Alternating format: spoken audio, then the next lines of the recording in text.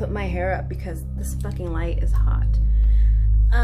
Okay, so this video is going to be about tarot reading and types of tarot readings and psychic readings and all that of those nature. Okay, so I heard something. Okay, so there are many types of tarot readings. There are many types of spreads, and there are many people who do tarot and different ways that they do them. Like I mentioned in my last video, I am a tarot junkie, or I was, not so much anymore. But I love to get my tarot cards read. I love to get psychic readings. I prefer psychic readings over tarot, but it just depends on the person. I keep hearing something.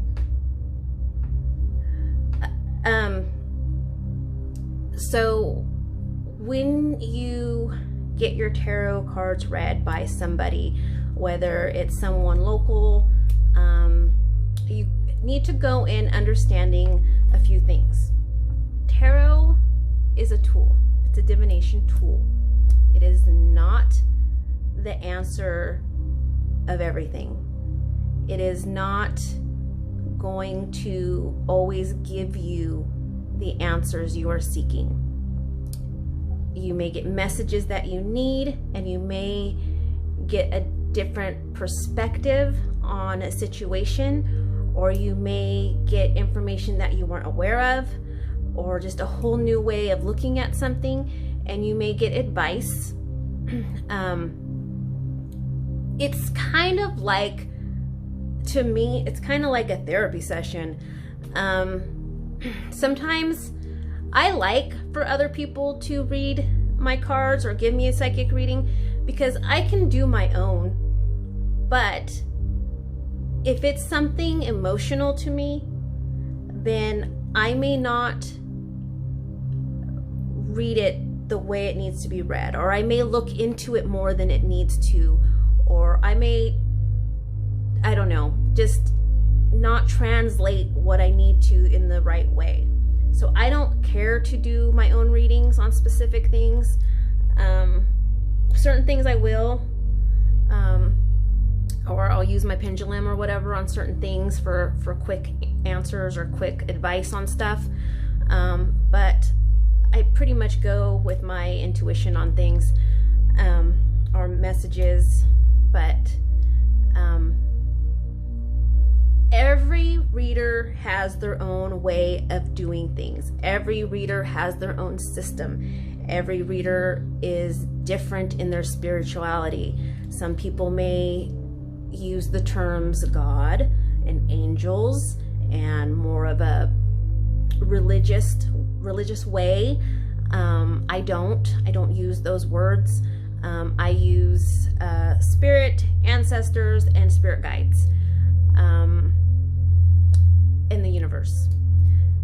Like I've been to some that they like to say a prayer before, and you know, stuff like that. That's cool, whatever. I've had a lot of readings, so it's always interesting to me to see how they do it, what they do.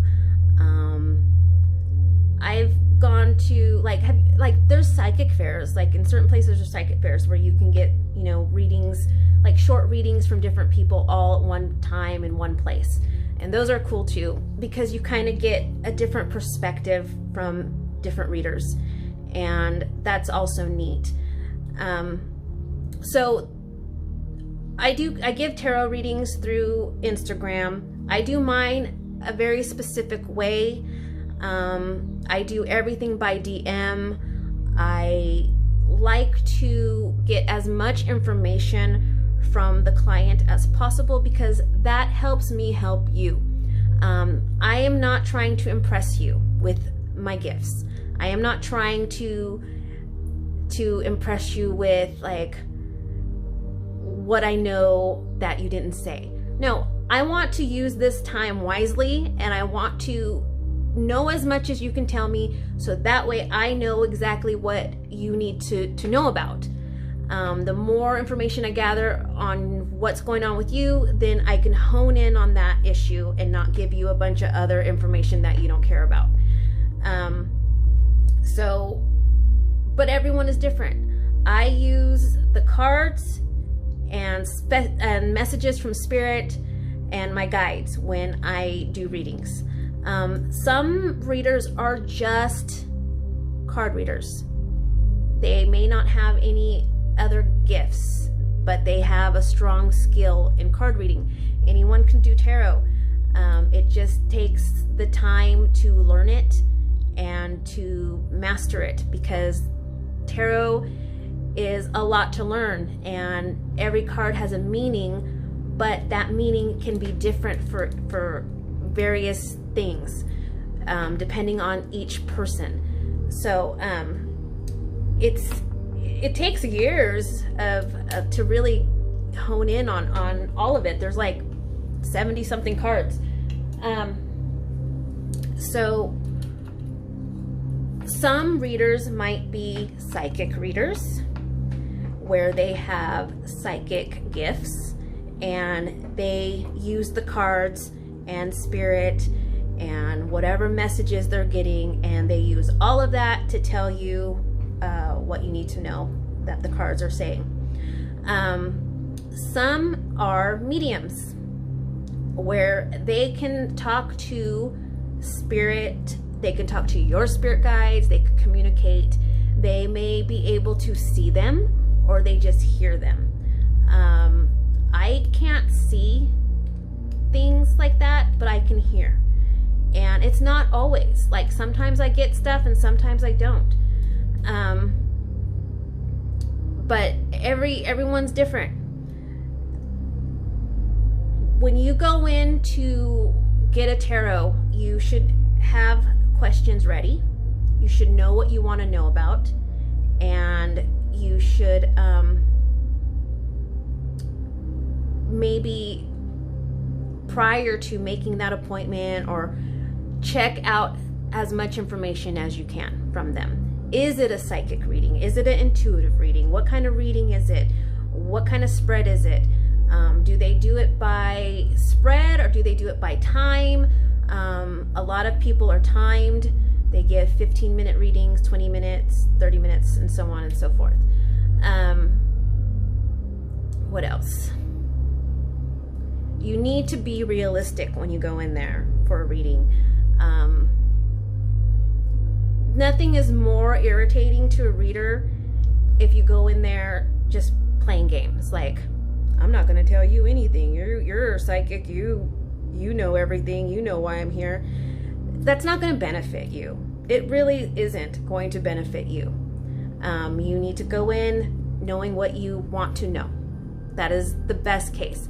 And if you don't know what exactly you want to know, then you need to, like, okay, well, I want to know about my love life. I want to know about my career. I want to know about, and then, or if you're in there for just a general reading, then if you get a general reading, but you want to know specifically about something, then you need to speak up and say it.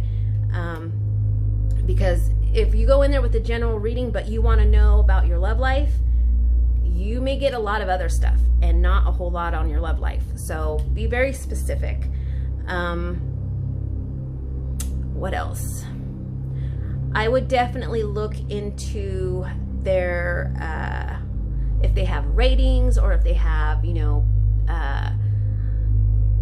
like I mentioned in my last video about Yelp or some kind of reviews. I would definitely go by that. But one of the best ways to pick a reader is to get referred. Do you know somebody who's seen them before? Do you know, have other people talked about them? Were they happy with their reading? I have a handful of readers on Instagram that I know personally and really like, and that I go to when I need a little help. And then there's some here, well, there's one specifically here in my town that I go to, actually two. And these two people that I go to are very different in what they do. They have the same type of gifts, but they deliver it completely different. Completely different. One person that I go to, she never touches her cards. She never touches, not for me, she has never touched her cards. And a reading too is also helpful to clarify things. That's one of the major reasons why I need to get readings sometimes, is that I know something, or I feel something, or I think something, but because emotions and you get worked up about things, it's hard to separate what is my intuition, what is spirit, and what is my emotions. So I may have some things going on and I know, but I just need someone to confirm it. So I go to these few people and I just need them to confirm what I already know, or what I already feel, or what messages I've already gotten. Sometimes you just need that validation. Sometimes you just need that second person to say, like, yeah, you're right, that is what's going on. And you need to feel like, okay, I was right about that. I should have trusted my intuition and gut because I was right about it. So it's also a learning experience. What else? Palm readings is a different thing. I don't know a lot about palm readings. I know very basic things about palm readings. Palm readings are fun, but I've never gotten a whole lot, and I don't know. It's, why get a palm reading when you can get a whole reading? I don't know what else to address on that. Just know that, like, everybody's different, okay? You're gonna get a different type of reading with a different person. Like I said, I like to know as much information. You can tell them as much information as you need if you feel like it. I ask. But they may not. But like I said, everyone has their own gifts. Everyone has their own way of doing it. Just because you went to one person and didn't like it doesn't mean that you won't like the next person. So I definitely like to give different readers a try and see how I feel about it and what they have to say, and what, if they confirm what I already know. It's just fun. I like it. It's one of my favorite games. But yeah, so I hope that gives you some insight on tarot. Remember, it is a tool. Okay, it is not the end all, the be all. It is a tool. So also, you need to also understand that, say your reader tells you,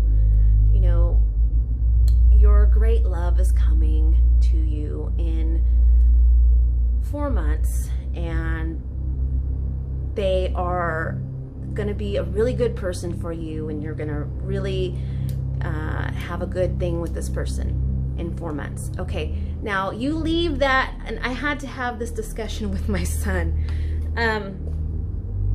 If you leave that reading obsessed about meeting that person in 4 months, and that's all you can think about is that person's coming in 4 months, and you're just looking for this person, and you're just waiting for this person, you're gonna mess it up for yourself. Because if you obsess about anything, it's like you're blocking yourself, because you're not opening yourself to other things. And you should always open yourself to other opportunities, because even if they said 4 months, it could be 5 months, it could be 3 months. Nothing, like, I'm always telling everybody, there is no exact timeline in this. We get these messages too from spirit, and sometimes time is not the same with spirits. So it may be around 3 months, it may be around 4 months. But if you're just sitting there waiting and waiting, I'm not going to do anything because in September my twin flame is coming, you're going to mess it up for yourself. So so don't obsess. Don't obsess about it. Just take that information, write it down. That's another thing you may want to, when you have these readings done, take a pen, paper, and take notes. And then take those notes, look over them again when you're done. Maybe take them out a few weeks later, look at it,